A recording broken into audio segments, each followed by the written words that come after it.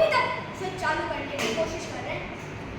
अब जैसे ही हमारे मोहल्ले के रितेश को पता चला ये हर सवालों के जवाब देता है, वो बैठ गया और अपनी शादी को लेकर उटपटांग सवाल पूछा। और हद तो तब हो गई जब उसने पूछा कि शादी के लिए कोई आईएएस या सरकारी नौकरी वाली लड़की कहाँ तलाश है। एआई बेचारा है, उसके पास इस बात का भी कोई जवाब नहीं था। परीक्षा में पास होने के तरीके, माँ की डांट से बचने के उपाय, सास को वश में करने के तरीके, बहुवशीकरण कैसे करें, ऐसे तमाम सवाल एआई से पूछे जाते।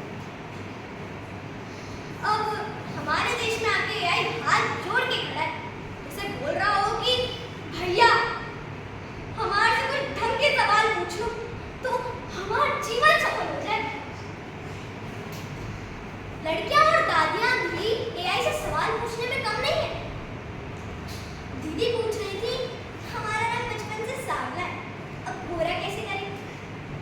अरे दादी ने तो गले भी कर दिया, एआई से पूछ रही थी बेटा बेटा बिना दांत के चने कैसे चबाएं। अब एआई बेचारा कंफ्यूज, उसके पास इस बात का भी कोई जवाब नहीं। लेकिन साहब इस आज के जमाने की बुद्धिमत्ता ने